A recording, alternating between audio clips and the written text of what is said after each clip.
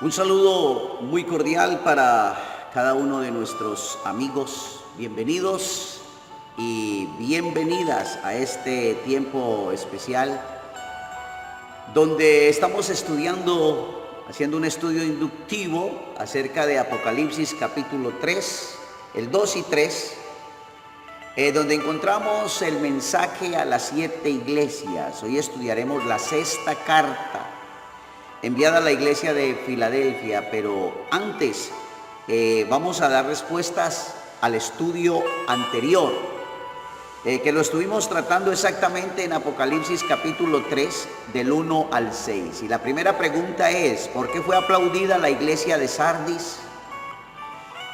Bueno, eran pocas personas de esta iglesia que no habían manchado sus ropas, o sea, eran fieles a sus principios, caminaban en comunión con Dios, con los hermanos, vivían una vida digna del Señor. Estos hermanos y hermanas tienen la promesa de que andarán con Jesucristo con ropas blancas. Nos vamos a la segunda pregunta, y la segunda pregunta tiene que ver qué tenían en contra Dios de esta iglesia. Esa es la segunda pregunta. Vamos a estar entonces mirando aquí. Repitamos esta segunda pregunta. Dice, ¿qué tenía Dios en contra de la iglesia de Sardis? Primeramente, Él conoce las obras de esta iglesia, que eran vanas, que tienen nombre de que vivían, pero estaban muertos. Respuesta número 3. ¿Qué le dijo Dios a la iglesia de Sardis que hiciera?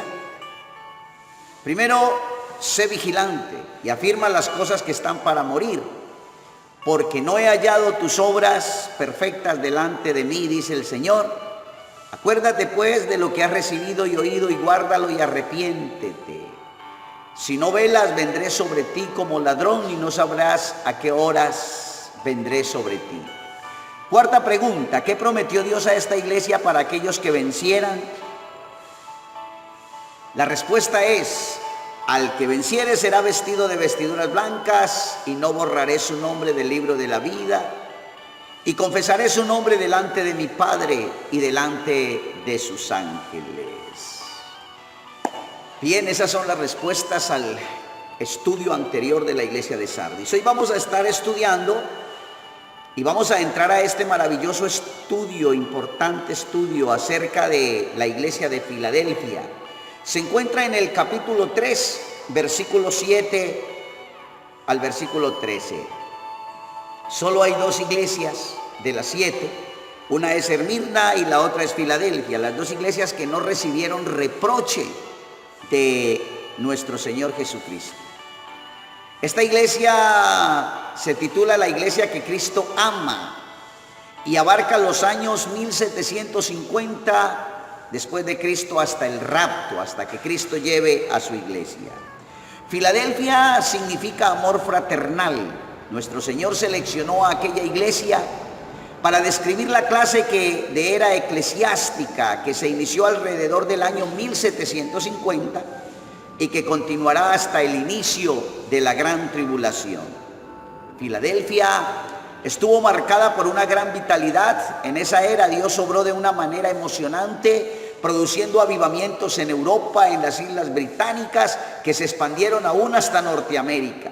Estos a su tiempo produjeron lo que se conoce en la actualidad como movimientos misioneros modernos.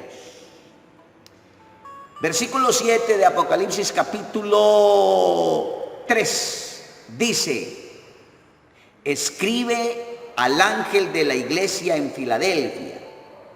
Esto dice el santo, el verdadero, el que tiene la llave de David, el que abre y ninguno cierra, y cierra y ninguno abre. Aunque en todas las otras cartas el Señor se vale de símbolos para describirse a sí mismo, y estos proceden de la visión que tuvo el apóstol San Juan ahí en el capítulo 1 de Apocalipsis. Sin embargo, en esta carta usa otros títulos diferentes. Dice, esto dice el santo y el verdadero. Nuestro Señor Jesucristo aquí se presenta en primer lugar como el Santo.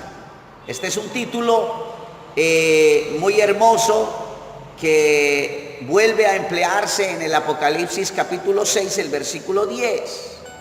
Cuando dice, y clamaban a gran voz diciendo, ¿hasta cuándo, Señor justo, santo y verdadero, no juzgas y venga nuestra sangre de los que están en la tierra? Pero en este caso es aplicado a Dios. En realidad, esta era una de las formas en que Dios era conocido en el Antiguo Testamento. Por ejemplo, el profeta Isaías se refiere al Santo de Israel no menos de 25 veces. Podemos concluir entonces que la identificación de Jesucristo como el Santo es una clara confirmación de su deidad. El segundo título es el verdadero. Sirve para indicar que Jesucristo es digno de completa confianza. Él es real y genuino en todo lo que dice. En el versículo 3, 1 dice, el que tiene la llave de David, el que abre y ninguno cierra, y cierra y ninguno abre. Escúchenme. El que tiene la llave de David, el que abre y ninguno cierra, y cierra y ninguno abre. Como en ocasiones el Señor se sirve de un personaje del Antiguo Testamento para expresar un mensaje en el Nuevo, y en este caso el mensaje a una iglesia. En esta ocasión, esta cita a la cual se refiere viene desde el profeta Isaías, 700 años antes de Cristo, en este caso ya aproximadamente 800 años que se dijo esa profecía, y ahora le es revelada esa profecía y es aplicada a la iglesia a la cual estamos haciendo referencia. Isaías 22, 22 dice, y pondré la llave de David sobre su hombro, y abrirá y nadie cerrará, y cerrará y nadie abrirá. Esta profecía fue dada por el profeta Isaías y la dio con respecto a un hombre llamado Eliaquim, hijo de Hilcías, quien había de sustituir a Semna, quien era el que administraba como mayordomo el tesoro del rey de Judá. Si usted lee Isaías capítulo 22, versículo 20 al 25, y vamos a leerlo para que podamos entender a qué se refiere la llave de David. Y entonces llamaré a mi siervo Eliaquim, hijo de Hilcías, para que te reemplace. Lo vestiré con sus vestiduras reales y le daré tu título y tu autoridad. Y será un padre para el pueblo de Jerusalén y de Judá. Le daré la llave de la casa de David, la posición más elevada dentro de la corte real. Cuando él abra puertas, nadie podrá cerrarlas. Y cuando él cierre puertas, nadie podrá abrirlas. Le traeré honor al nombre de su familia, porque yo le pondré firmemente en su lugar como un clavo en la pared. Le darán grandes responsabilidades y él les traerá honor, incluso a los miembros más humildes de la familia. Pero el Señor de los ejércitos celestiales también dice, llegará el día en que yo sacaré el clavo que parecía tan firme y saldrá y caerá al suelo y todo lo que sostiene se caerá junto a él. Yo el Señor lo he hablado. Debemos entonces comenzar diciendo, ¿a quién se refiere inicialmente esta profecía para luego pensar en cómo se aplica al Señor Jesucristo? En los días del profeta Isaías gobernaba el rey Ezequías, quien tenía un cortesano llamado Semna, que actuaba como mayordomo, una especie de jefe de personal, y él se encargaba de controlar la entrada del palacio real, una posición que exactamente comportaba la autoridad más elevada en el reino. Semna había actuado de forma impropia de su cargo, buscando su propio beneficio personal. Como consecuencia, el profeta le anuncia que sería transportado por Dios en duro cautiverio. Esto se encuentra en Isaías 22, 17, y que sería reemplazado en su puesto por un hombre justo y honrado llamado Eliaquim. Es acerca de él que Dios dice que pondré la llave de la casa de David sobre su hombro, y abrirá y nadie cerrará, cerrará y nadie abrirá.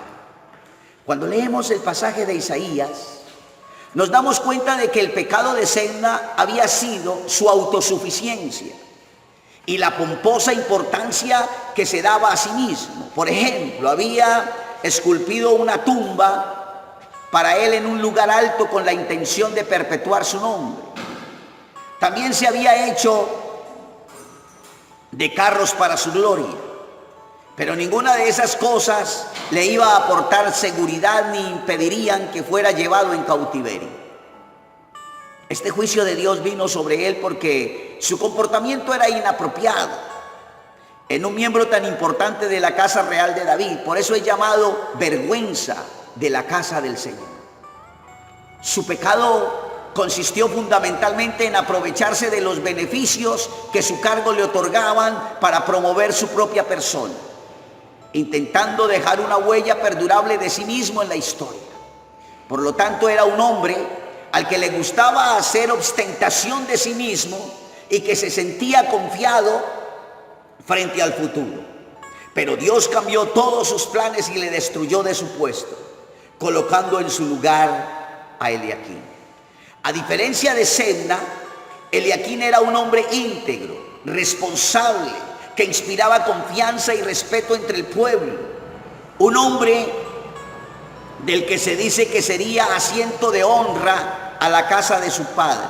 Es decir, no sería un hombre como Sedna, que buscaba su propia honra, sino que serviría con fidelidad a la casa de David.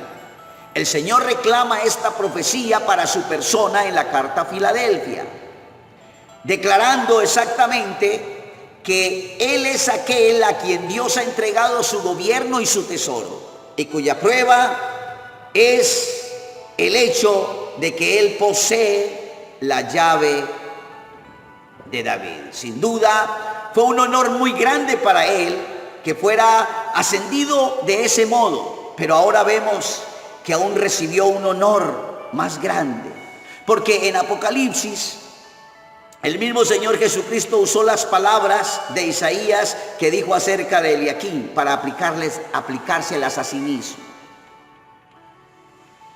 Esto es lógico porque el Señor tampoco buscaba su propia gloria, sino la de su Padre Celestial. Eso nos dice San Juan capítulo 17, versículo 4. Yo te he glorificado en la tierra, he acabado la obra que me diste que hiciese. Y por eso Cristo es digno de toda autoridad y confianza. Por lo tanto, ahora es el Señor Jesucristo quien tiene la llave de David. Obviamente, ¿a qué se refiere esa llave?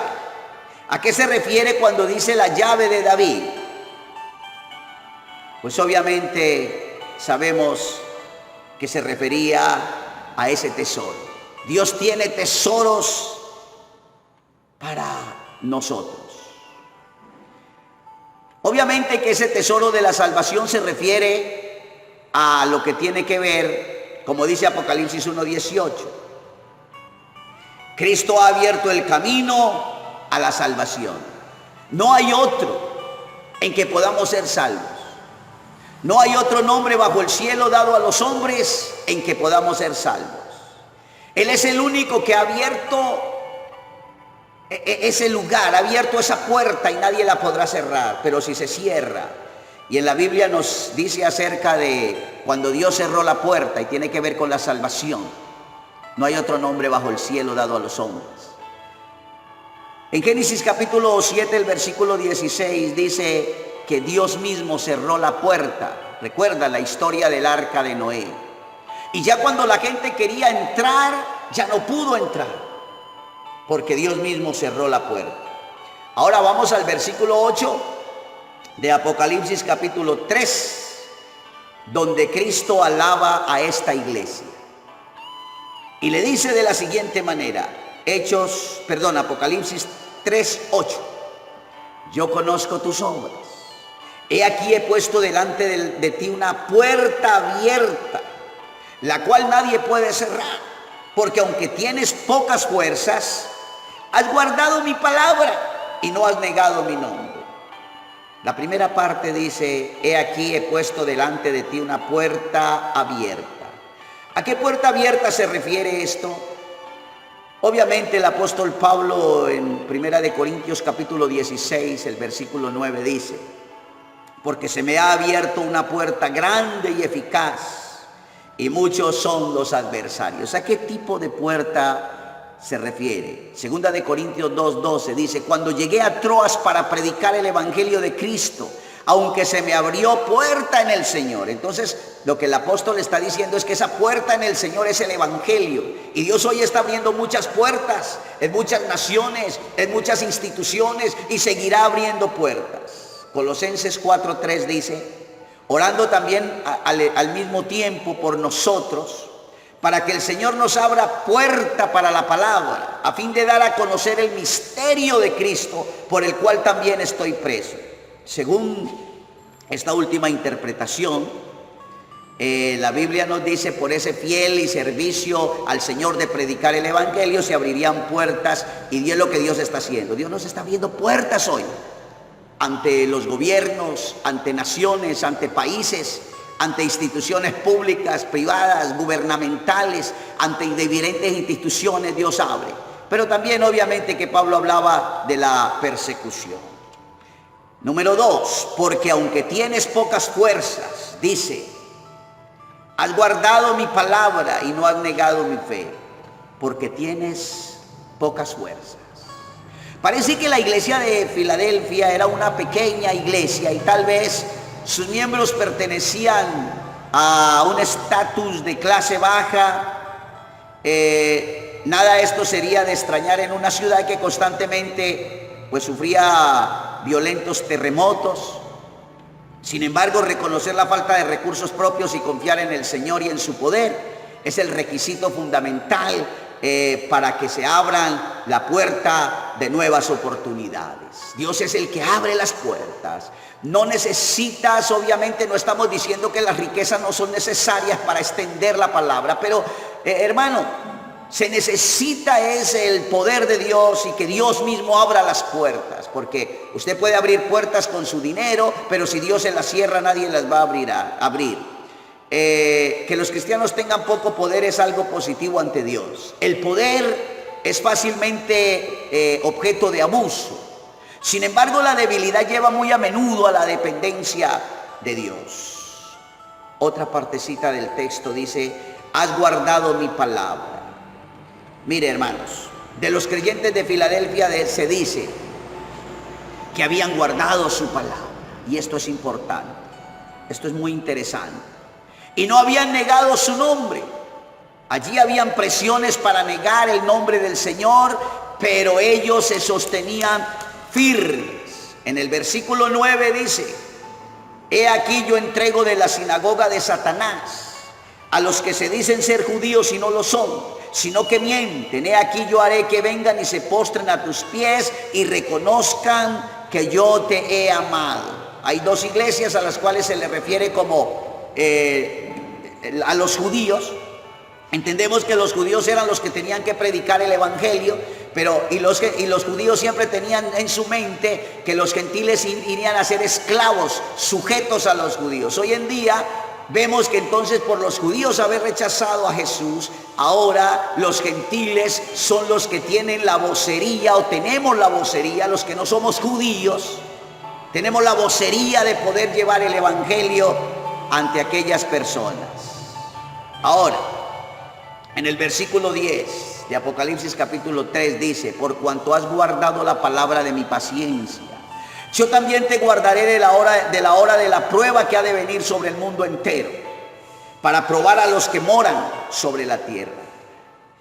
Esta iglesia había guardado la palabra de la paciencia. Se refiere pues obviamente a la paciencia que ellos tenían por la tribulación, en la escasez, en la pobreza, habían sido fieles.